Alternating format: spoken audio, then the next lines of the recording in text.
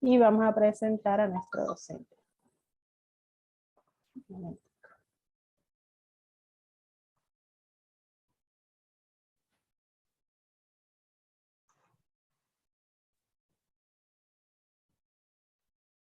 Buenas tardes a todos y todas las presentes. Les doy la más cordial bienvenida al webinar que tiene por tema Terapias para el autismo, una revolución respetuosa. El docente que impartirá la sesión es el profesor Víctor Ojeda. Él es psicólogo, magíster en ciencias biológicas con mención en neurociencias, diplomado clínico Modelo AMAR para la evaluación e intervención en la infancia, diplomado en pedagogía en educación superior, diplomado en metodología de la investigación. A continuación, vamos a dar inicio a la presentación y una vez que termine el docente, vamos a realizar un sorteo que será por una beca totalmente gratuita para el curso Amar en el Autismo, por un proceso terapéutico respetuoso, que se impartirá los días 21 y 22 de enero.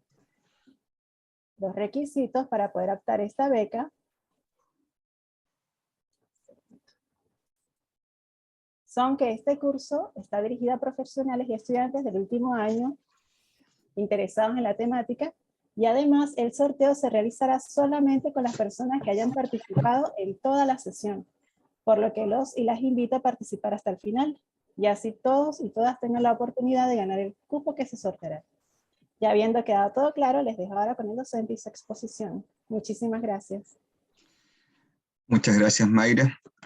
Lo primero, quería consultar si escuchan bien. Ayer escuchaban un poco entrecortado, pero hoy se escucha bien entonces. Muy bien. Bueno, primero quiero también, o segundo ya, quiero pedirles disculpas por el retraso. No encontraba el link para ingresar a la reunión, así que en verdad fue un problema técnico ahí. Pero bueno, ya solventado eso, también comentarles que lamentablemente la Lore no pudo estar hoy presente. No sé si le alcanzaron a comentar algo antes, pero ella estaba con problemas de salud importantes. Eh, Qué bueno, muchas gracias. Eh, Así que voy a acompañarles yo en esta sesión. Bueno, les voy a contar un poco por qué también estoy yo y de qué manera voy a comentarle algunas cosas respecto al tema que hoy nos convoca. Yo también trabajo en el equipo de apego y complejidad junto con Felipe y la Lorena. Eh, yo realizo en general las clases asociadas a las bases neurobiológicas en diversos ámbitos que tienen que ver con apego, con el área de apego en particular.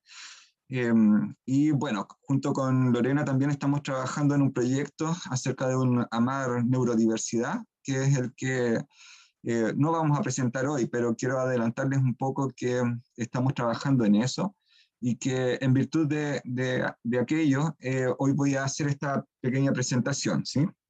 La verdad es que Lorena es quien está trabajando con mayor ahínco en lo que es eh, autismo propiamente tal. Yo estoy trabajando desde la perspectiva de neurodiversidad, que es un poco más amplio. Entonces, voy a comentarle algunas cosas en ese mismo contexto eh, y por supuesto que vamos a pasar también por lo que es autismo, que es justamente lo que hoy nos convoca, pero lo vamos a ver desde esta otra óptica, ¿sí? Entonces, esa es como la idea también de lo que les quiero comentar. Así que voy a compartir mi pantalla. Ahí está. Y bueno, les voy a comentar un par de cosas.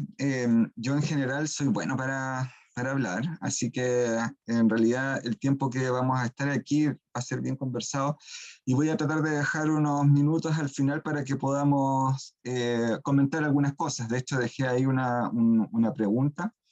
Si alguien quiere hacer alguna pregunta, la puede hacer alzando o hablando en realidad, porque yo no estoy viendo ahora el chat, ya solo alcancé a ver ahí un ratito, pero yo lo saco por un tema de mejor concentración, así que si alguien quiere comentar algo, puede hacer la pregunta entre medio, ¿ya?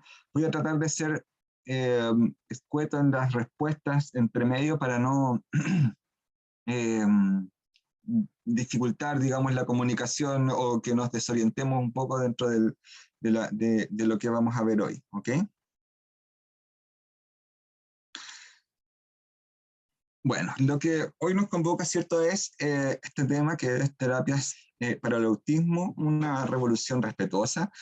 Un tema que nos ha interesado profundamente dentro del equipo, porque claramente hemos encontrado que el trabajo que ha hecho Felipe dentro del contexto del modelo AMAR, no solamente ha sido adecuadamente aplicado para la población, digamos, neurotípica, ya vamos a conversar un poco de eso, sino que también varias de estas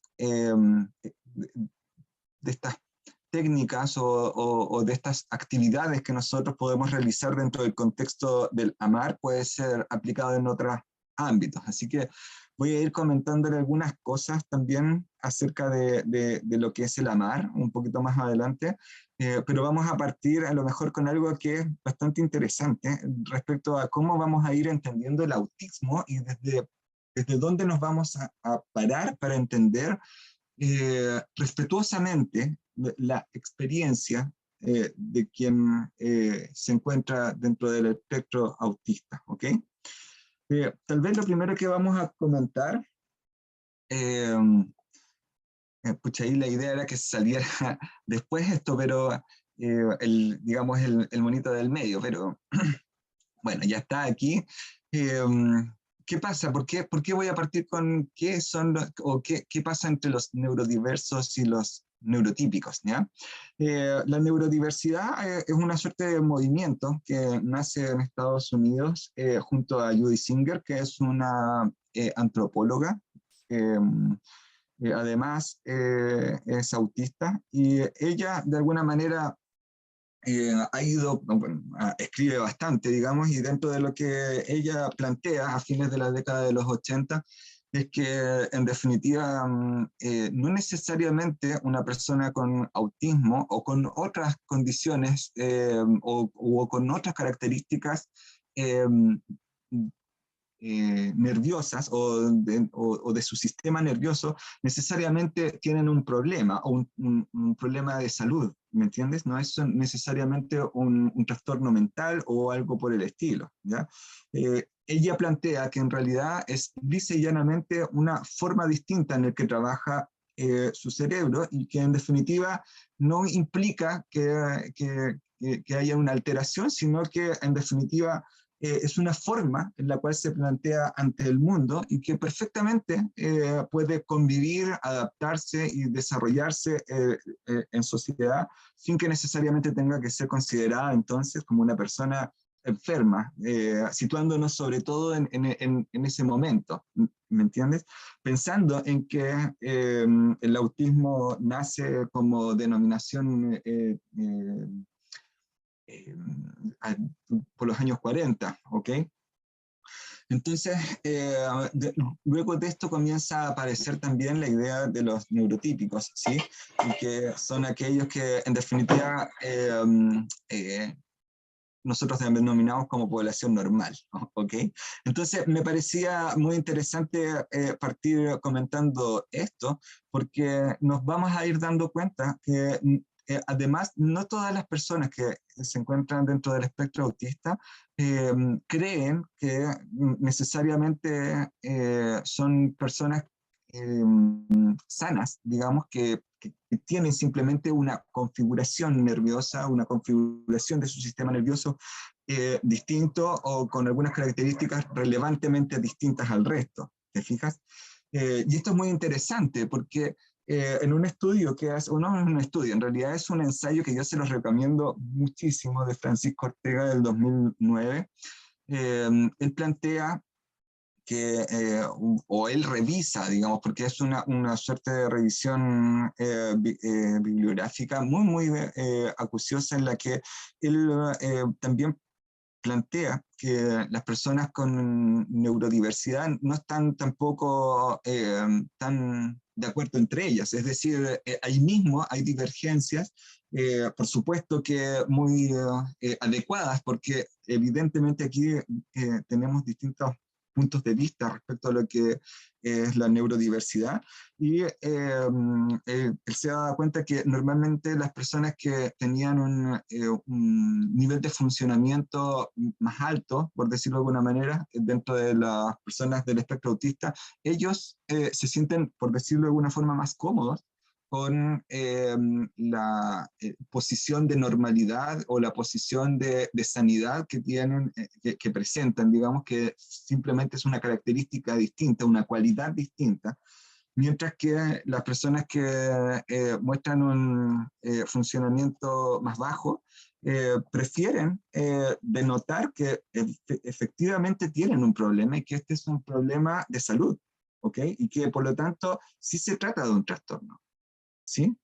El punto es que, como les quiero mostrar aquí también, dentro de la perspectiva de la neurodiversidad, no solamente el autismo es el que está dentro de esta línea, ¿sí? Sino que hay muchas otras condiciones como el déficit atencional, como los problemas del lenguaje. Aquí también podemos encontrar esta neurodiversidad que nos lleva un poco a darnos cuenta que en realidad se trata de eso también, de que las personas que se encuentran dentro del espectro autista simplemente y probablemente presentan más bien características y condiciones nerviosas que les otorgan cualidades de funcionamiento o de desenvolvimiento distintos a otros, a veces no tan eficientes, a veces no tan adecuados, particularmente en el autismo, a lo mejor no es muy eficiente dentro de lo que son los aspectos comunicacionales, eh, eh, o en lo que son las funciones ejecutivas, que siempre se ven bastante alteradas, pero no por eso deja de ser posible desenvolverse adecuadamente en el mundo, ¿te fijas? Y la pregunta es hasta qué punto ellos son los que deben adaptarse al mundo versus otros, o el mundo a su alrededor, el contexto puede hacer las adecuaciones para que los niños que presentan el autismo puedan desenvolverse de mejor manera. ¿Te fijas? Eh, por lo tanto, creo que es sumamente importante ir considerando o pensando, de hecho nosotros lo estamos viendo así, nuestra perspectiva respecto a lo que es el autismo o la neurodiversidad, nos lleva a pensar que efectivamente una perspectiva respetuosa del otro debe partir considerando que sus propias características o esas características no necesariamente tienen que ser eh, cambiadas, a menos que obviamente surja la necesidad de ellos de cambiarlo, ¿te fijas?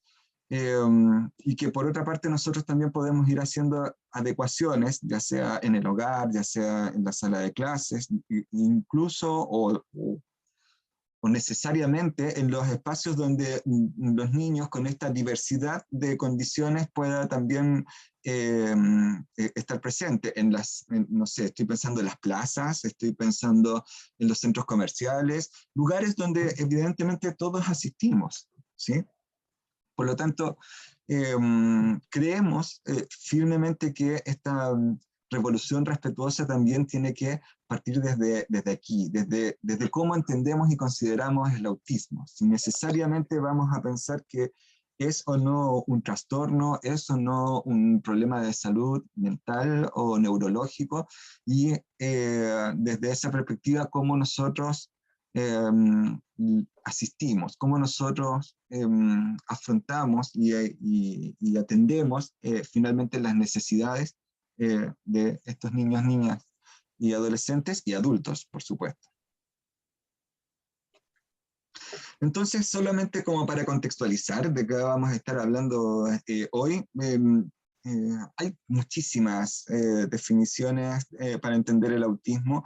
Yo tomé la de Eichstätt, que es tal vez un poco más reciente, y por lo mismo dejé en negrita esta primera parte que dice, tal como lo comenta la IQCET, lo denomina como un trastorno del desarrollo caracterizado por un severo impedimento en la interacción social y la comunicación, que tal vez es aquello que es más relevante, que nosotros podemos observar de manera más evidente y tal vez más tempranamente en un niño, y que también va acompañado regularmente con altos grados de comportamiento estereotipado y ritualístico, ¿ok?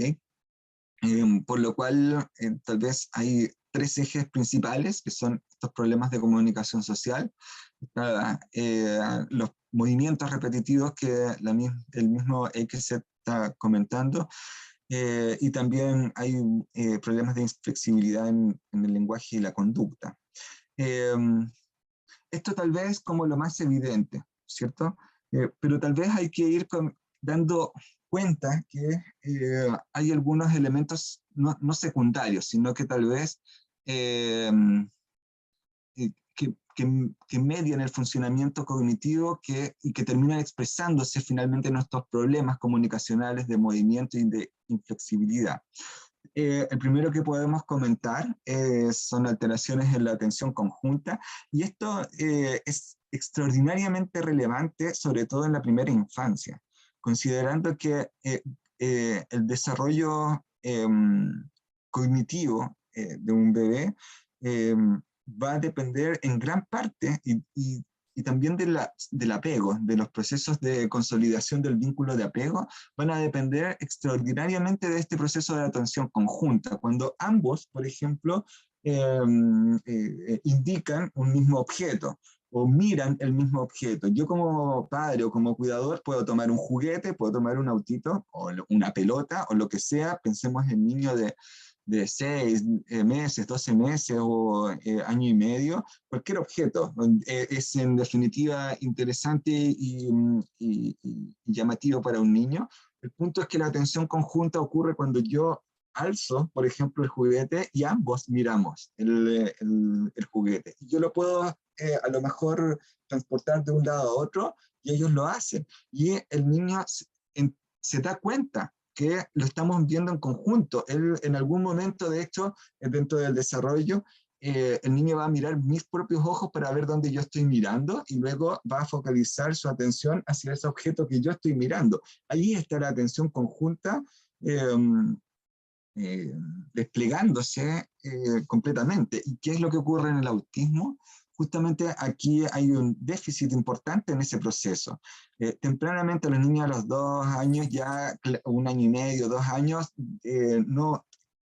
cuando uno espera que eso esté en completo funcionamiento, no ocurre eso. Y el niño muchas veces o disminuye o está ausente de manera completa esta atención conjunta. Y dice llanamente uno le llama, le da por el nombre, lo puede, o le llamas la atención con lo que sea, inclusive con golpecitos en un lugar para que tome atención auditiva, y no toma atención. Y por lo tanto no se da esta atención conjunta.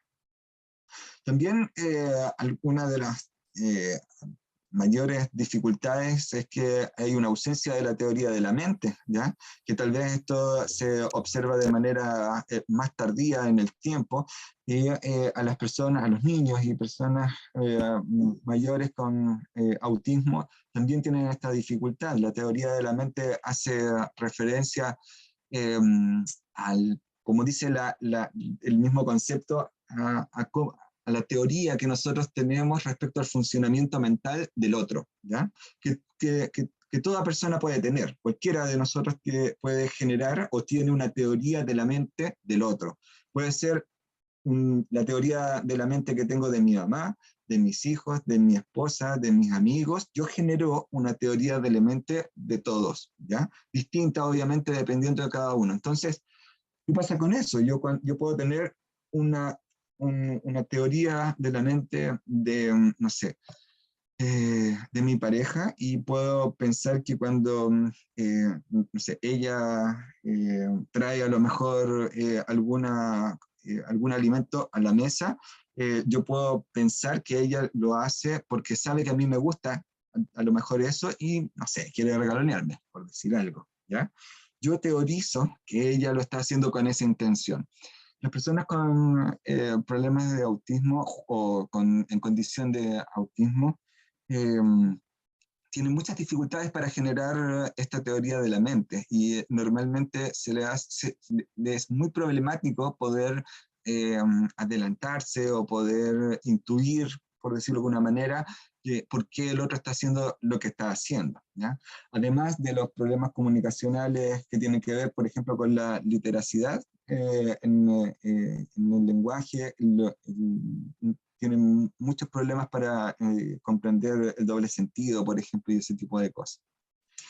Y otras cosas que podemos encontrar, yo coloqué esas flechas no apuntando específicamente a alguno de estos tres elementos. No quiero que piensen que esta disfunción ejecutiva incide directamente a los movimientos repetitivos, aunque claramente las funciones ejecutivas hacen referencia a lo que es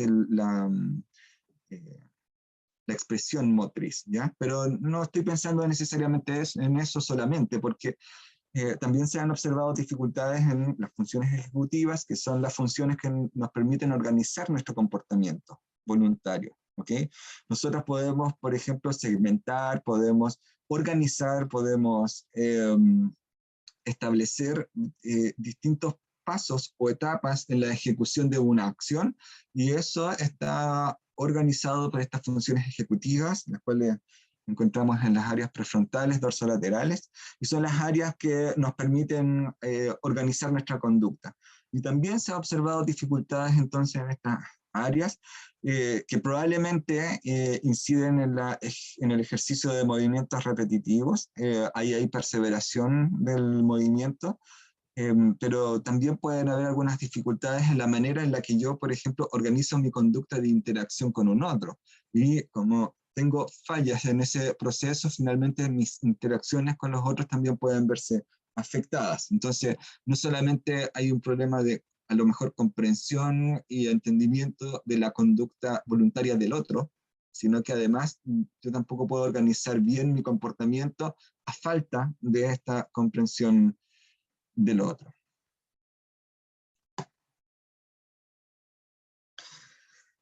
Entonces, en este sentido, he querido comentar algunas de las estrategias terapéuticas para el autismo que tal vez más se han utilizado.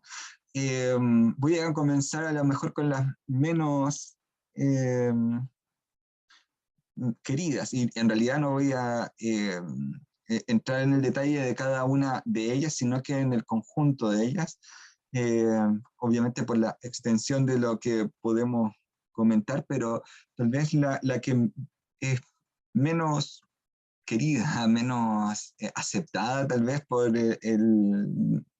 los terapeutas de diversas índoles, de terapeutas ocupacionales, psicólogos, fonoaudiólogos, es la farmacoterapia.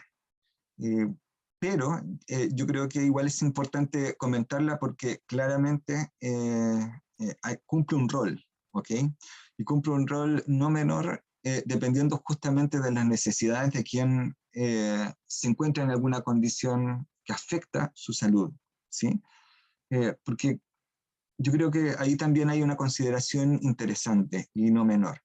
No necesariamente la condición de autismo per se tiene que ser considerada como un trastorno, ¿ok?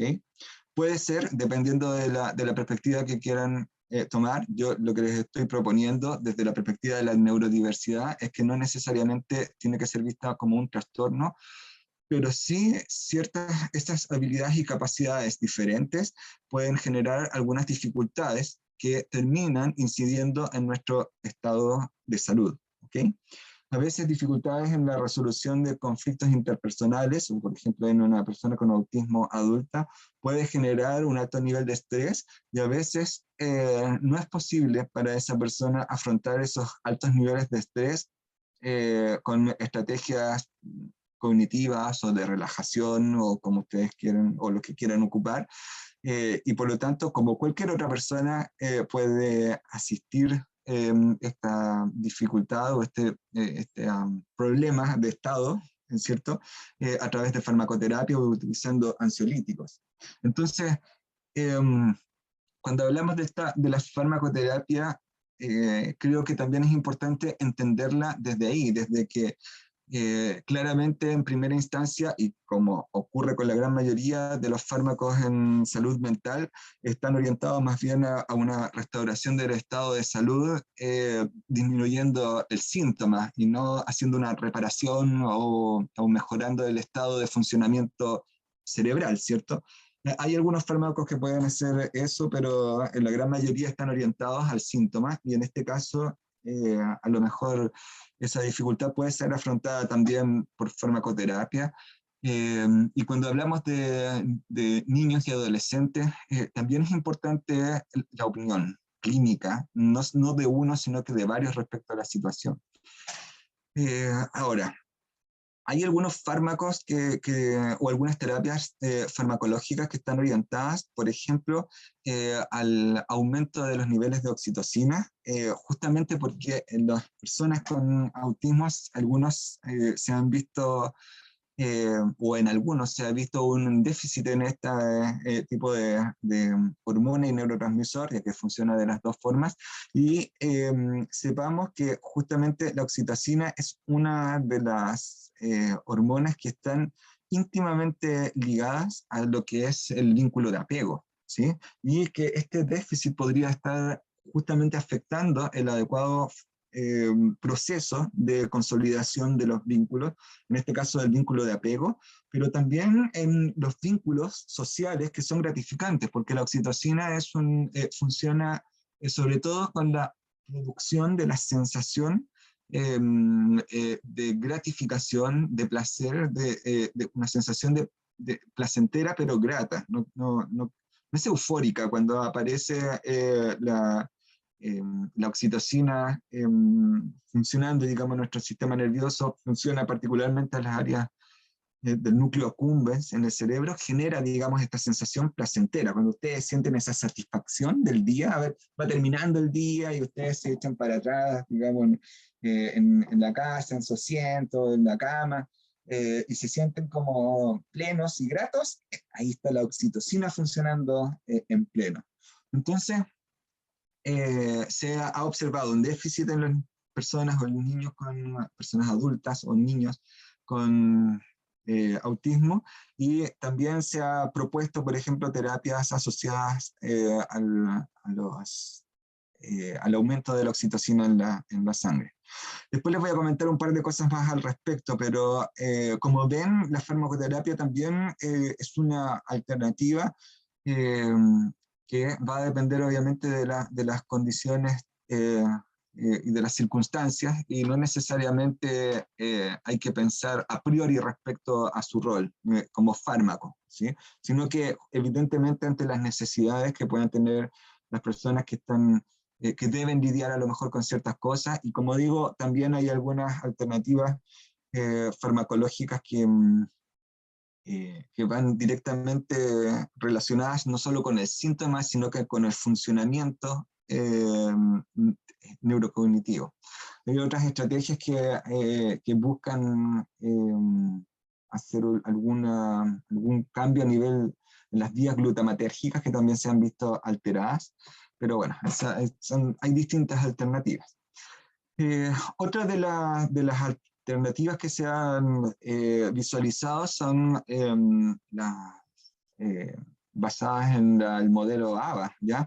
O que están relacionadas también con el análisis conductual aplicado. Estas tal vez son las que aparecen primero dentro de lo que son las estrategias terapéuticas, eh, porque están basadas también justamente en las perspectivas conductistas, ¿ya? Y por lo tanto lo que utilizan es el análisis conductual, de tal forma que en virtud de la expresión de ciertas conductas que emergen por parte de los niños, se pueden hacer ciertas, eh, ciertas intervenciones que pueden ayudar en definitiva a a generar comportamientos más eficaces para los niños. Quiero plantearlo como desde ahí, ¿ok? Como viene desde la raíz más conductista, la verdad es que con el tiempo han sido bastante menospreciadas en el último tiempo, justamente porque no hay ningún contexto socioafectivo, por ejemplo, detrás del trabajo de las estrategias que se ocupan. Ahí están, por ejemplo, la enseñanza de tareas discriminadas, está el análisis de la conducta verbal o el entrenamiento en respuestas centrales, que son, por ejemplo, respuestas eje que nosotros esperamos que se expongan o que se expresen por parte de los niños y niñas que presentan una condición autista. Por lo tanto, estando ausentes, digamos, de ese contexto, tal vez socioemocional y sociocultural, en realidad se observan como demasiado concretas y por lo tanto un poco sin alma, ¿cierto? Un poco sin espíritu, en, en circunstancias en que el análisis conductual y el conductismo también tienen algunas cualidades y características que pueden ser interesantes de considerar a la hora de trabajar también con niños, niñas y adolescentes autistas. Se los voy a comentar de la siguiente forma.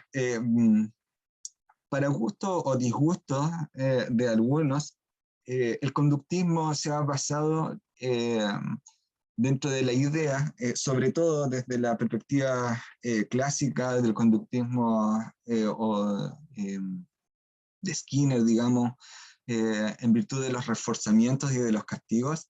La verdad es que desde el punto de vista neurobiológico, nosotros tenemos circuitos nerviosos que están asociados, por ejemplo, a la generación de reforzamientos, ¿ya? De hecho, el circuito se llama circuito de reforzamiento. Es un circuito específico que tiene vías nerviosas dopaminérgicas que están ahí, está involucrado los núcleos estriados, y está involucrado el núcleo accumbens. Es un sistema que permite generar refuerzos, de poder identificar estímulos como estímulos reforzadores. Cada vez que nosotros, por ejemplo, comemos algún alimento que nos parece agradable, de gusto, nos genera una sensación agradable y activa este circuito de reforzamiento, de tal manera que el día de mañana, si tengo ganas de comer algo, probablemente dentro de eso está ese alimento que me gustó, probablemente voy a elegirlo de nuevo porque ya sé que me hace bien, que no me hace mal, digamos, en términos de salud, y que además es agradable al paladar, lo vuelvo a comer. Y por supuesto que hay un sistema de castigo, pero no sé si el nombre es el más adecuado, pero sí por lo menos hay un sistema de ejecución de respuestas dolorosas, que puede ser el hecho de también comer algo que no está bien, supongamos, como algún alimento que tiene pelos arriba, que tiene hongos, yo los veo, los puedo identificar, me lo como igual, pero a la hora ya estoy con dolor de guata, con problemas importantes, y ya ese dolor se asocia finalmente a comer este alimento. Y eso es un efecto neurológico, es decir, nuestro sistema nervioso está preparado para eso, está hecho para eso. Por lo tanto, ¿por qué les hago esta breve introducción? Básicamente porque no podemos dejar de lado el hecho de que tenemos condiciones neurológicas que nos ayudan a poder desenvolvernos, y que por lo tanto, por alguna extraña manera, Silvana, te doy al tiro la palabra, no de una manera extraña, sino que yo creo que ha sido el vicio epistemológico y del ejercicio práctico, tal vez un poco desalmado, como les decía antes, sin el contexto que requiere, hemos dejado de utilizar, no de utilizar, de demonizar en definitiva estas estrategias. Y yo creo, en definitiva, que es por eso, por el muy mal uso que le hemos dado, un uso descontextualizado, y sin el espíritu propio que tiene finalmente el ejercicio del aprendizaje que nosotros generamos a través de distintas formas, a través de los refuerzos, tal vez, y de las sensaciones de castigo que nos genera, que no es lo que nosotros queremos utilizar, obviamente, pero inevitablemente hay circunstancias en las que los niños, como adultos, hacemos y nos generan dolor. El hecho de que de repente nosotros tomemos, por ejemplo, una ortiga, vamos caminando, estamos haciendo, yo vivo acá en el sur, y acá hay ortiga, que es una planta que es urticaria. Si de repente no me doy cuenta o no la conozco, la tomo, me va a generar urticaria en las manos y me va a doler muchísimo. Por lo tanto, es un componente natural, es una estrategia natural que tiene nuestro organismo para poder desenvolvernos. Silvana quería había levantado la mano por ahí. Sí, hola, buenas tardes. Bueno. Más que nada como para hacer una acotación ahí con relación al modelo ABA. Igual el modelo ABA se ha ido como actualizando en todo caso, ¿cierto? Porque, por ejemplo, yo sé que el modelo ABA antiguamente era bien castigador, bien punitivo en relación a la conducta que se quería obtener mediante refuerzo o castigo.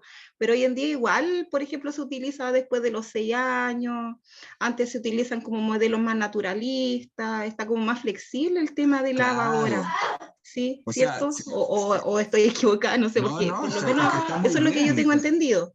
Por supuesto, lo que pasa es que evidentemente van avanzando, el modelo va avanzando y por supuesto que hoy en día no utiliza, o sea, yo vi en algún momento el uso del ABA de manera bastante como agresiva, por decirlo de alguna manera, donde finalmente el niño se sentía intimidado y por lo tanto tenía un resultado completamente opuesto a lo que queríamos, porque ese es el punto, o sea, nuestro sistema va a identificar, por ejemplo, un ejercicio, si nosotros hacemos un trabajo de enseñanza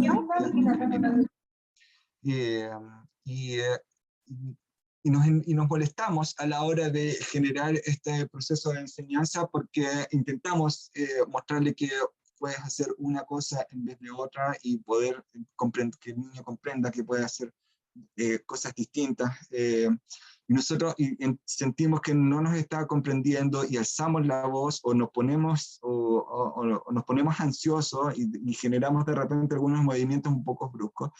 Un niño que en condición de autismo, que normalmente también es bastante sensible, por ejemplo, al aumento de los tonos de voz, ese simple acto va a transformarse en algún momento, no precisamente en un aspecto reforzador, sino que por el contrario, va a generar la sensación de amenaza. Evidentemente, si yo cambio mi tono de voz y me coloco un poco más duro porque me frustro, porque no soy capaz de realizar la tarea con ese niño, el niño va a comenzar a identificar entonces ese momento, ese ámbito, y finalmente a esa persona, a ese instructor, ¿cierto? A ese terapeuta, como alguien potencialmente peligroso. Es una amenaza y es inevitable que eso ocurra. Entonces, no solamente depende entonces de los avances que nosotros vayamos haciendo, por ejemplo, en el modelo ABA, sino que también en cómo nosotros vamos ejerciendo esas tareas. ¿Te fijas? Ese análisis de conducta verbal, por ejemplo, respecto a cómo un niño puede ir observando y comprendiendo cuáles son ciertos signos que nosotros ejercemos a la hora de generar un acto comunicativo verbal, va a depender entonces de esas condiciones, de cómo también yo realizo esas tareas. También están las intervenciones en el desarrollo, ¿ya? Tal vez las más conocidas es el floor time, o que también están las intervenciones para el desarrollo de relaciones, el TEACH o el IRD o DIR, depende de cómo quieras comentarlo, que estas son estrategias terapéuticas que están más bien orientadas a lo que nosotros podemos hacer evidentemente durante el periodo del desarrollo, normalmente se usan en periodos tal vez más tempranos, ¿cierto? Dentro del desarrollo y que están también muy orientadas a lo que nosotros podemos observar desde el punto de vista sociocomunicacional, ¿ok? Así como también la realización de ciertas tareas que pueden ser, o de actividades, mejor dicho, que pretenden mejorar el ambiente comunicativo, por ejemplo, entre padres y niños. Entonces se trabaja mucho, mucho más con los padres y niños que tal vez las ABA que están mucho más centradas en lo que nosotros podemos hacer con los niños propiamente tal. Por lo tanto, ese tipo de intervenciones hoy en día suelen ser de mayor elección o son privilegiadas, digamos, a la hora de poder trabajar con los niños en condición de autismo. Pero también quisiera hablarles un poco, se nos está yendo la hora y todavía me quedan un par de cosillas más que comentarles, está el AMAR, que es lo que trabaja la Lore, alemán, y que tiene que ver con cómo nosotros podemos ejercer el modelo AMAR con niños en condición de autismo. El AMAR hace referencia a tal vez 4 habilidades que nosotros debemos desarrollar como cuidadores con los niños dentro del contexto de la generación del vínculo de apego, porque se basa en definitiva justamente en este vínculo, ¿ya? En el vínculo de apego. Para eso plantea en primera instancia que nosotros debemos ejercer un cuidado respetuoso emocionalmente seguro, que es el CRECE que plantea el Felipe Lagardinier, y que ese es el contexto en el cual se debe desarrollar finalmente este vínculo de apego y este vínculo de y el desarrollo en definitiva de un niño. Un niño debe desarrollarse en un ambiente de cuidado respetuoso, ¿ok? Y este cuidado respetuoso tiene como eje central el hecho de que nosotros debemos considerar las necesidades y las particularidades, las características propias del niño, ¿ok?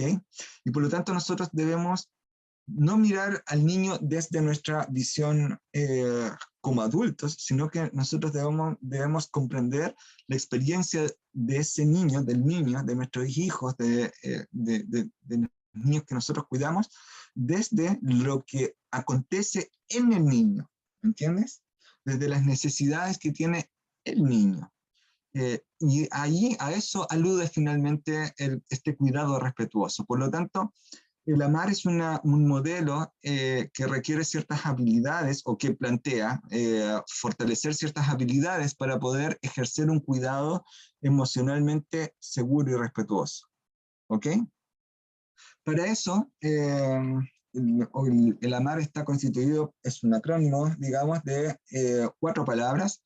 La A hace referencia a la atención, y que implica que nosotros lo primero que debemos hacer es ser capaces de atender al niño en todas sus dimensiones, de mantener o realizar una suerte de proceso de atención, ojalá lo menos sesgada posible. Consideren ustedes que si es que alguien aquí tiene hijos en condición de autismo o conocen a personas, se darán cuenta que uno con el paso del tiempo también empieza a aprender a que hay ciertas conductas que son propias de mi hijo con autismo y que por lo tanto empezamos a predeterminar lo que nosotros estamos atendiendo, porque sabemos hacia dónde va el comportamiento en primera instancia, ¿ya? Aquí lo que buscamos es tratar de disminuir ese sesgo y comenzar a observar nuevamente el comportamiento y no solamente desde el punto de vista visual, sino que a escuchar, a entender lo que nos están diciendo, a comprender que ciertas, a lo mejor, acciones y movimientos están orientados a mostrar algo que no lo va a hacer a través de la verbalización, etc.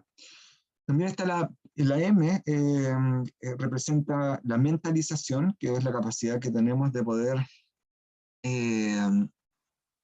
comprender, tal vez empáticamente, pero es desde el punto es más bien una acción cognitiva, es una comprensión empática de lo que el otro está pensando en el momento que realiza una acción. Entonces, cuando yo estoy atendiendo a ese niño y está a lo mejor extendiendo la manito hacia algún juguete, por ejemplo, mi mentalización me debería llevar a tratar de comprender qué está tratando de decir a través de esa acción. A lo mejor me está mostrando algo, o tal vez no me está mostrando algo a mí, simplemente está queriendo una cosa y no la puede alcanzar. No hay una acción necesariamente dirigida a que yo lo entienda, que es lo que más tal vez ocurre en un niño con autismo, ¿me entiendes? Pero mentalizar tiene que ver un poco con eso, ¿sí? Con cómo nosotros vamos interpretando lo que finalmente está ocurriendo mentalmente en la cabecita de ese niño cuando quiere o cuando realiza o cuando expresa alguna cosa, ya cuando llora, etcétera, todo lo que pueda ocurrir ahí. La automentalización, la segunda A de automentalización, y hace referencia a cómo nosotros nos observamos a nosotros mismos, cómo nosotros interpretamos lo que está ocurriendo en ese momento y cómo ahí también pueden ir incidiendo otros elementos en nuestro estado, cómo nosotros respondemos ante eso. Por ejemplo, nuestro bebé llora o el niño está llorando, no se calma, digamos, con las cosas que nosotros intentamos hacer, tal vez, porque además no nos hemos dado cuenta que tal vez aquí hay algo diferente. Intentamos abrazar, por ejemplo, a ese bebé y llora más, y nosotros esperábamos que llore menos, y eso nos genera frustración. La automentalización nos lleva un poco a darnos cuenta sobre eso, qué nos está pasando con lo que nosotros estamos haciendo cuando intentamos, por ejemplo, regular emocionalmente a un niño. Y finalmente está la R, que es el ejercicio de la regulación emocional. Eso es la R, regulación emocional. Entonces, lo que busca en definitiva es poder, en virtud de haber atendido, mentalizado y automentalizado, encontrar las estrategias adecuadas para regular emocionalmente a un niño ante las frustraciones que ese niño va sintiendo, ¿ok? En el día a día. Nuevamente dentro del contexto de lo que es el vínculo de apego. Y que, en definitiva, justamente un niño en condición o que presenta autismo, muchas veces va a tener esas dificultades también. Te fijas de poder ser capaz de autorregularse emocionalmente ante ciertas circunstancias. Hay algunos niños que por el contrario no piden, pueden estar en un grave problema y no piden ayuda. Otros niños que se frustran muy fácilmente o hay una hipersensibilidad a ciertos tipos de estímulos y que se frustran fácilmente y que no podemos tal vez regularlos emocionalmente o ellos no se pueden regular emocionalmente. Esto puede ayudar notablemente en la calidad de vida claramente de los niños que tienen estas dificultades. Pero no quisiera dejar esto aquí nomás, porque también hay otras estrategias terapéuticas que han resultado bastante interesantes. Solo voy a pasar por encima de esto porque fue el tiempo, pero piensen ustedes que hay estrategias que están bastante bien documentadas. Yo lo que les estoy mostrando aquí son técnicas y estrategias que han tenido buenos resultados y que han sido cuyos resultados han sido publicados en revistas de alto impacto. Entonces, no crean, digamos, que lo que les estoy mostrando salió de por ahí nomás. Lo primero es que las estrategias de integración sensorial han resultado bastante efectivas para trabajar con niños, justamente porque dentro del autismo una de las cualidades que se han observado que son bastante evidentes también es la hipersensibilidad sensorial, que está íntimamente relacionada también con el temperamento y por lo tanto las estrategias de integración sensorial ayudan justamente a poder generar este proceso de integración y sincronización entre la exposición a esos estímulos y la manera en la que finalmente el niño integra en términos nerviosos la experiencia con estos estímulos, digamos, que pueden ser auditivos, pueden ser somatosensoriales. En general, hay algunos niños que pueden tener mayor hipersensibilidad somática y por lo tanto, o táctil, digamos, y es lo que les decía antes, tal vez a esos niños tratar de contenerlos abrazándolos, por ejemplo, es una muy mala idea. ¿Te fijas? Hay otros niños que en realidad tienen una hipersensibilidad auditiva y que cuando nosotros intentamos regularlos a través del discurso, del lenguaje, del habla, les va muy mal. Entonces, las estrategias basadas en integración sensorial también pueden ser muy interesantes. Esto es bastante reciente. Se ha observado que y bueno, dentro de esto ha aparecido el concepto de la neurobiota intestinal, ¿ok?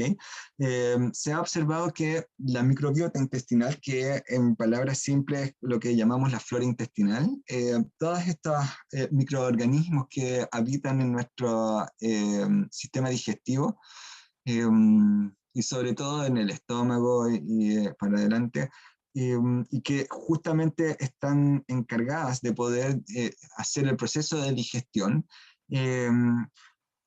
se ha visto bastante alterado en niños con problemas o con condición de autismo, y que a través de algunos procesos de mejoramiento del estado de esta microbiota intestinal, también ha mejorado considerablemente justamente los procesos digestivos, pero además el comportamiento asociado a lo que nosotros observamos en el autismo. Y el vínculo es bastante más estrecho de lo que nosotros pensamos. Fíjense ustedes que, por ejemplo, solo como ejemplo, algunos alimentos, bueno, primero que nada, una de las cosas que son fundamentales que se producen a nivel de digestión son metabolitos, por supuesto, y, por ejemplo, ácidos grasos de cadena corta, que son absorbidos luego por el epitelio digestivo y son luego transportados al sistema circulatorio para que finalmente estos ácidos grasos de cadena corta lleguen a nivel cerebral y que pueden traspasar la barrera hematoencefálica y pueden finalmente ser integradas a las células nerviosas, que finalmente las van a utilizar para poder realizar ciertas actividades necesarias para el buen funcionamiento nervioso, ¿ya? Hay algunas bacterias que son capaces de producir serotonina, ¿ya? Y que luego puede ser absorbida nuevamente y puede ser utilizada a nivel nervioso para poder realizar algunas actividades que también regulan obviamente nuestro comportamiento. Entonces, hay un par de publicaciones, hay unas referencias al final de este PowerPoint, si después la pueden solicitar, yo no tengo problema, donde aparecen un par de reviews donde se trabaja justamente algunas estrategias nutricionales que pueden mejorar la microbiota intestinal y que a su vez pueden mejorar las condiciones digestivas y de comportamiento de los niños con autismo. Otra estrategia que es la que uso yo trabajo con las técnicas de neurofeedback. Aquí también hay un paper que habla sobre el uso del neurofeedback.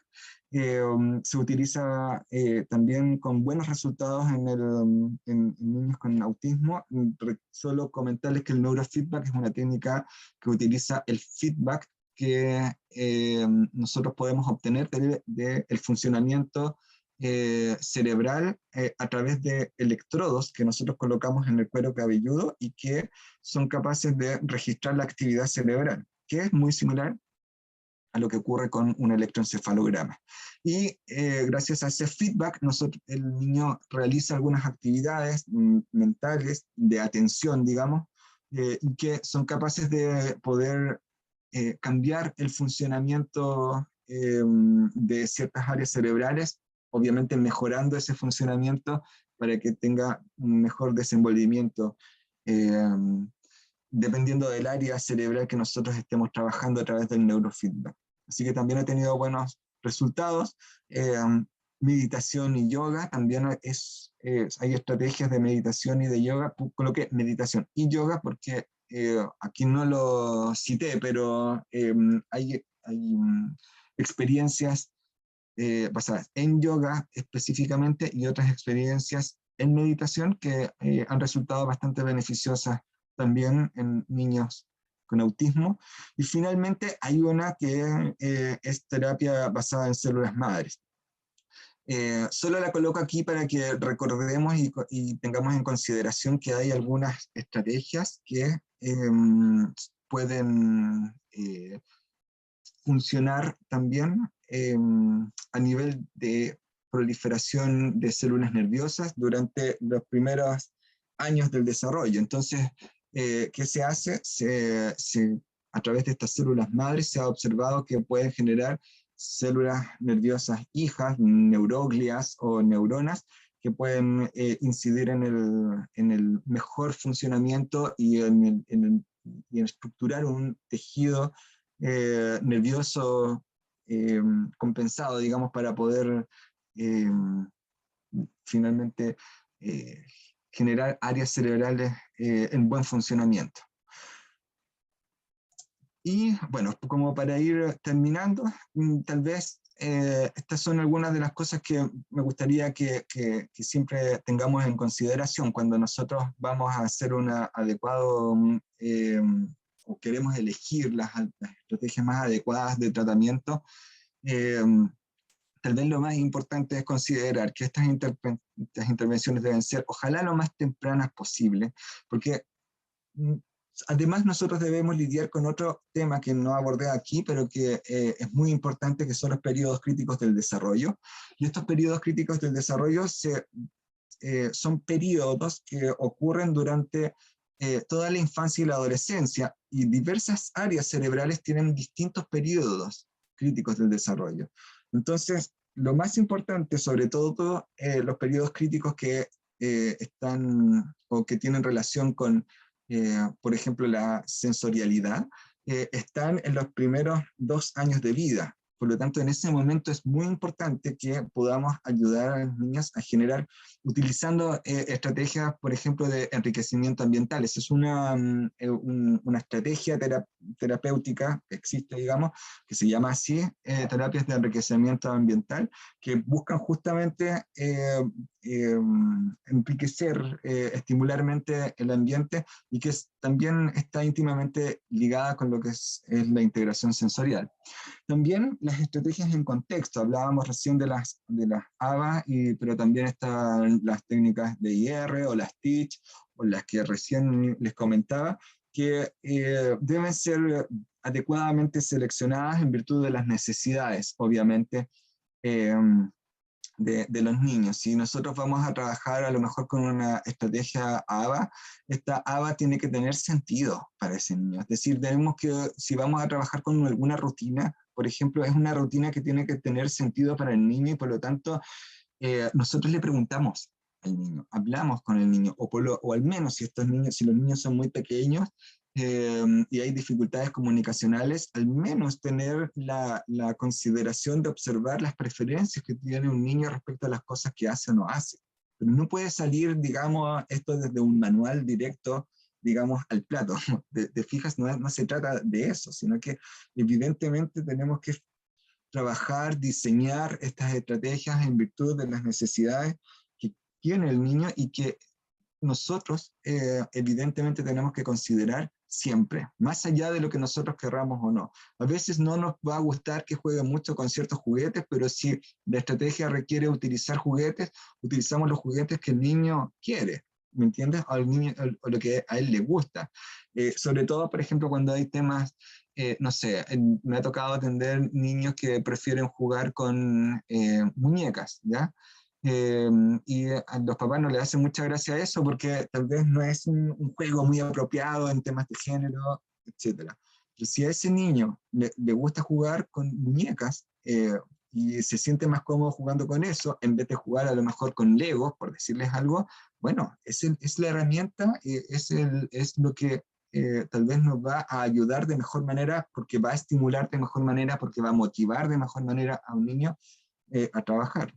Y también considerar la diversidad de estrategias, es decir, yo creo firmemente que nosotros podemos utilizar distintas estrategias siempre y cuando evidentemente tengamos un plan de intervención como corresponde. No puede ser que nosotros intentemos usar una u otra estrategia dando como palos ciegos y no contextualizarlas o no trabajarlas a través de un plan de intervención.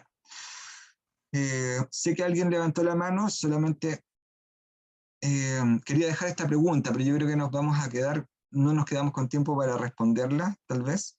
Solo voy a dejar esto ahí, dándole las gracias. Si alguien quiere la diapositiva, me pueden escribir al correo. Ahí también tengo un Instagram si alguien quiere comentar. Pero voy a dejar ahora unos minutos para poder conversar tal vez de algunas de las cosas que comentamos acá. Si alguien tiene alguna pregunta o consulta. Alguien había levantado la mano. No sé quién fue primero. Quien haya levantado primero la mano me puede comentar. Están Nicole y Claudia.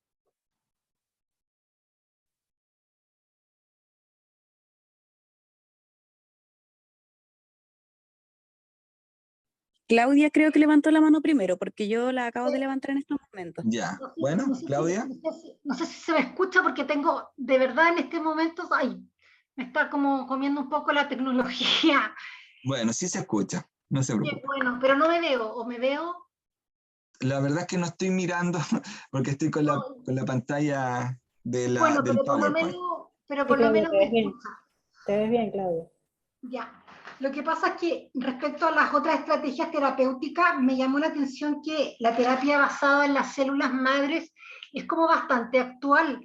¿Eso significa que está como en un nivel un poco experimental o ya hay como un estudio más o menos extenso y con resultados concretos? Sí, está más bien en experimental. Lo que pasa es que esas técnicas, la verdad es que demoran años en ser como validadas para un uso tal vez más extendido, ¿sí? De hecho, los procesos para poder obtener esas muestras parten desde modelos informáticos para adelante. Entonces, lo que se estaban haciendo ahora eran modelos experimentales con niños. Ya habían pasado las pruebas con otros modelos, con modelos animales, digamos, y hasta ahora parecían ser bastante prometedores, pero no están todavía como estrategias terapéuticas para ser utilizadas clínicamente, ¿te fijas? Ya. Porque además es bastante difícil, de hecho es una técnica que implica tener muy claro cuál es la etiología de esta disfuncionalidad, porque hay algunas áreas cerebrales, por ejemplo, que están orientadas más bien al eje hipotalámico, hipofisiario adrenal, y que implica que hay algunas células del sistema inmune que fallan y que generan un exceso de ciertas sustancias que finalmente terminan siendo, por decirlo de alguna manera, neurotóxicas. Y hay otras áreas cerebrales que no tienen que ver con el sistema inmune, sino que ahora no recuerdo muy bien específicamente el área, pero hay algunas áreas que no se desarrollan adecuadamente y lo que se busca con estas células madres es que justamente se restaure de alguna manera el tejido de esas zonas que están alteradas. Ya. Y la última pregunta, yo había escuchado antes de lo que tú lo mencionabas ahora, lo del neurofeedback. Para mí es algo nuevo. Tiene un porcentaje de éxito importante porque yo tengo un caso un poco lejano en que Ujú. hicieron el esfuerzo porque también es una estrategia nueva, por lo tanto es un poco exclusiva de algunos papás, y Mm. la hicieron y no tuvo buenos resultados. Entonces, desde tu experiencia, que creo que la utiliza de una manera más profesional y más cercana, el nivel de resultados que tiene en general es alto. Bueno, ahí hay que tener hartas consideraciones. O sea, de que funciona, funciona. O sea, dependiendo de estas cosas que te voy a comentar, funciona. Por ejemplo, porque hay como 2 o 3 condiciones en las cuales es más eficiente, ¿ya? Normalmente en niños con autismo ha funcionado muy bien, y en niños con déficit atencional ha funcionado muy bien. También lo he ocupado en niños con problemas de regulación emocional y ha funcionado, pero también me ha pasado en uno de los casos en que ocupé, en que no funcionó bien.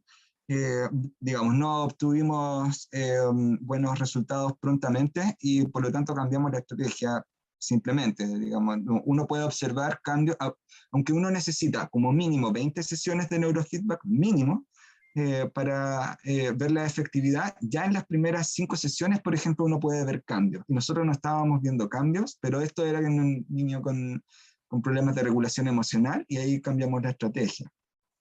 Y para eso uno tiene que aplicar otro procedimiento que se llama mapeo cerebral, un brain mapping. Y eso es fundamental. Entonces, si no se hace ese procedimiento antes, a veces algunos profesionales que tal vez no lo ocupen adecuadamente pueden realizar o utilizar protocolos de neurofeedback de manera inadecuada, que pueden terminar inclusive agravando el síntoma o aumentando el síntoma. Entonces, eso tal vez es importante considerarlo, pero donde hay mayor sustento es en estas condiciones que te acabo de mencionar. Y las primeras señales son más bien conductuales. Sí, sí, normalmente, o sea, se observa justamente por ejemplo, cuando se tratan de dificultades de atención conjunta, puede mejorar justamente la atención conjunta. Pero va a depender, obviamente, qué área cerebral trabajes para también fortalecer esa función en particular. Porque si tú ocupas los electrodos en las áreas frontales, vas a tener resultados distintos a los cuando tú los ocupas en áreas, por ejemplo, temporales o parietales. Eso va a depender, Gracias. digamos, de tus objetivos. Muchas gracias Bueno, por la respuesta. gracias a ti por la pregunta. ¿Nicole? ¿O no? Hola, Claudia. sí. Sí, Nicole. Ay, perdón. Sí, no, mi pregunta va más en relación a lo que mencionaste tú acerca de los neurotransmisores, que Ujú. mencionaste la oxitocina. ¿Sí? En niños que presentan autismo, ¿hay un aumento o un déficit de este No, neurotransmisor? se supone que hay un déficit de ese neurotransmisor, porque Ah, justamente, mira, la oxitocina es un neurotransmisor bueno, que funciona en varias otras cosas. O sea, va- como solo para hacerte una idea, cuando es fundamental en la alimentación temprana de los niños, porque la oxitocina es un neurotransmisor que se libera cuando los niños amamantan. Entonces, al tomar el pecho y estimular el pezón de la mamá, por ejemplo, se genera una reacción de liberación de oxitocina que estimula la producción de prolactina y se produce la leche y así puede alimentar al bebé. Pero además está íntimamente ligado en las sensaciones placenteras que produce la socialización, el acto de socializar. Y aquí hay un déficit, entonces también probablemente está implicado en estas dificultades que se producen también para la interacción social. Es decir, la interacción social es muy poco motivante porque justamente hay un déficit de aquella sustancia que te genera la sensación que se supone que es agradable y que permite que sea motivante el acto de socializar. ¿Te fijas? sí, lo comprendo. Muchas gracias. Bueno, Gracias a ti. No sé si, Mayra, estamos en la hora tal vez. O no sé si alguien tiene alguna otra pregunta. Yo no tengo problema en seguir Profesor, un poco. ¿Sí? Dígame. buenas tardes. Una consulta en relación al uso de estos sprays de oxitocina. ¿Cómo ha sido la efectividad que se han desarrollado en base al Sí, fármaco esa este? es la estrategia que se está ocupando. Se ocupa una suerte de spray de oxitocina.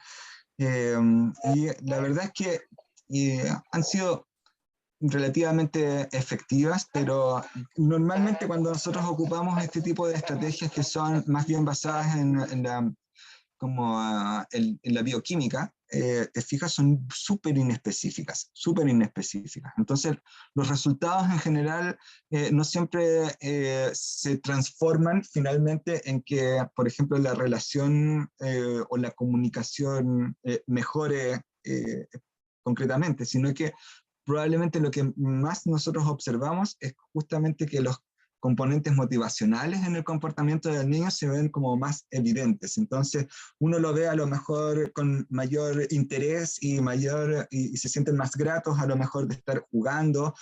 Tal vez disminuyen los eventos de agresividad, si es que eso era tal vez un poco común.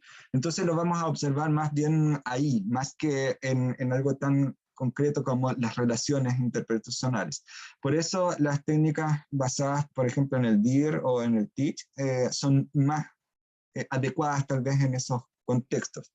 Así que si bien ha tenido como eficacia, tal vez no son los esperados porque son mucho más generales, no son como resultados específicos tal vez como en esas actividades de relaciones sociales.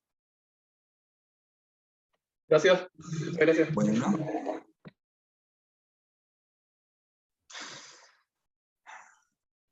Creo que hay otra pregunta. Creo que Maritza quiere comentar algo. ¿Sí? Si usted lo desea, profe. Sí, sí. Buenas tardes.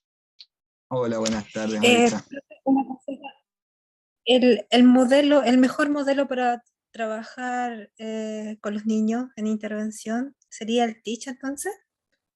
Chuta, mira, ahí yo no creo que sea adecuado definir uno en particular, porque creo que lo más importante, o sea, ahí hay varias cosas que considerar a la hora de elegir la estrategia, ¿ya? Si por ejemplo tenemos un niño que tiene como un nivel de funcionamiento bajo o que necesita notable ayuda, que es como la denominación que tiene el DSM-5, tal vez vas a necesitar estrategias más bien ABA. Si en cambio, por ejemplo, las dificultades no son tan evidentes o más bien no son tan complejas, no generan tanta dificultad, sino que tienen que ver justamente con aspectos más bien comunicacionales, tal vez el TEACH puede ser una buena alternativa, pero el TEACH es eso, se basa en procedimientos de enseñanza, ¿te fijas? Y por lo tanto tiene como una suerte de modelo pedagógico también para su uso. Tal vez tú quieras usar algo basado más bien en ambientes enriquecidos. Entonces, porque además ese niño tiene algunas características de hipersensibilidad. Entonces, yo creo que aquí, a propósito de hacer justamente la exposición que les estoy haciendo hoy, me queda un poco dando vuelta la necesidad ante la diversidad de estrategias que les estoy mostrando, la necesidad de que puedan ser orientados adecuadamente a la hora de poder elegir a los profesionales, por ejemplo, con los que quieren trabajar, dependiendo en definitiva de la buena evaluación que puedan hacer. Ustedes saben que el A2 es el instrumento que hoy en día en Chile se ocupa por excelencia, y en virtud de esa evaluación es la que nosotros tenemos que elegir finalmente la estrategia. Si los problemas a lo mejor tienen que ver con un comportamiento de regulación emocional, AMAR en el autismo es la elección. Ok, gracias. Bueno, Muchísimas Bueno. gracias a todos. Excelente el docente, excelente los participantes. Les agradecemos mucho desde la familia ADIPA. Estamos muy, muy contentos de haber celebrado esta maravillosa presentación. Lo único que nos queda, Nicole, ¿quieres hacer otra pregunta? Creo que tiene la No, manita no, levantada. no, son una manita aplaudiendo. Ay, gracias. Observé Muchas mal. gracias. Muy amable. Los comentarios en el chat son muy emotivos, son de mucho Sí. agradecimiento. De verdad, Muchas muchísimas gracias. felicidades. Oye, Si quieren, vamos a hacer el sorteo. ¿Les parece? sí, Ah, solo dígame, profesor. Cecilia aquí hacía una consulta, mejor me escribe al correo y yo le puedo, no sé si voy a poder recomendar un neurólogo porque donde yo estoy es muy distinto, pero yo le puedo remitir la pregunta a Lorena, que tal vez tiene más información al respecto. Profesor, ¿me puede permitir compartir pantalla? ¿Sí? Un segundo. Por Ahí favor, no se está. vaya, que el sorteo es muy emocionante y usted me ayuda allí a elegir a los ganadores. Vamos a ver quién va a ganar. Bueno. A ver. ¿Pueden ver la pantalla que dice APP Sorteos? Muy bien. Sí se ve. Sí se ve. Sí, se ve. Están notando que allí hay 637 participantes o personas que se inscribieron en el webinar. En este momento en la sala hay 143 personas. Esperemos que si la persona que nosotros nombremos no está en la sala, va al agua y viene la siguiente persona. Hay 20 suplentes, previniendo eso. Entonces comencemos. Vamos a ver quién se gana. Ay, me gustó. Roxana Yacaris. Roxana se encuentra en la sala Zoom. A ver, a la cuenta de 3. Roxana, 1, 2, 3. No está Roxana. Bueno, Tienen que decir acá estoy sí, para o poder darle escribirlo el en el tiempo. chat. O le escriban en el chat. El profesor, por favor, allí me ayuda. Sí, yo estoy mirando aquí el chat. Ay, gracias, profesor. Nicolás Tudillo. ¿Se encuentra por allí Nicolás Tudillo? Parece que tampoco está. Amanda Cristina Maya Villarroel. Tampoco se encuentra en la sala. A la cuenta de 3. 1. Se fue al agua también. Se fue al agua. Carla Ramírez Torrico. Está complicado porque son muchísimos. Vamos a ver. Sí. Luisa Mejías. Tampoco se encuentra Luisa Mejías. De los que he nombrado, si todavía están en la sala, por favor, alguno puede también expresarse. Viviana Martínez. Tampoco se encuentra Viviana Martínez. Pamela Cabrera. Pamela Cabrera. Ay, Dios mío, está complicado. Eric Mora. Eric Pero Mora. estadísticamente ya deberían por aquí aparecer alguien. Sí. Loreto Bartel. Loreto Bartel. María Fernanda Leighton. María Fernanda Leighton. Nicole Fernández. Tampoco se encuentra Nicole Fernández. Poco está. Georgette Castro. Georgette Castro. Bernardita Merino. Bernardita Merino, perdón. Natalia Tamarín. Ya debería aparecer por allí el ganador. Sí, yo pensé que ya era el momento. Fanon Espinosa. Tampoco se encuentra. Fanon Espinosa. Pueden activar los micrófonos y decir acá estoy. Magdiela Amasa. Magdiela Amasa. Gladys Rubilar. Se me van a acabar los 20 suplentes. Aquí, no. No, Ahí viene. ¿está? Gladys Rubilar. No, la siguiente parece. Kelly Duque. Ahí está, querido Duque. Dice ahí en el Kelly, chat que está presente. ¿puede encender la cámara o no tiene la posibilidad? Sí, para que la conozcamos. No la veo, no la veo. O decir hola, acá estoy. Ahí Ah, está. Kelly, perfecta, ahí estás, Kelly. Bueno, ha sido la ganadora de un curso que se llama Amar en el Autismo, relacionado con la temática del día de hoy. Así que muchas felicidades. Nosotros tenemos los datos de todos los participantes. La grabación de la clase está en YouTube. Ustedes la pueden buscar con el nombre webinar Amar en el Autismo. Y la presentación, el docente nos comentó que la podía entregarse, la puede compartir para nosotros enviarla vía correo electrónico a todos ustedes. Sí. Nosotros tenemos su correo, sus teléfonos, sus nombres, así que no se preocupen por eso. Muchísimas gracias a todos por participar y profesor, de verdad encantados todos de tener el honor de escuchar su exposición. Muchísimas Qué bueno gracias. que les gustó. Un abrazo a todos. Gracias por su atención. Chao, gracias. Chao, chao. Gracias. Chao. Gracias. Chao. Muchísimas gracias. Gracias. Adiós. Gracias. Chao. Chao, gracias.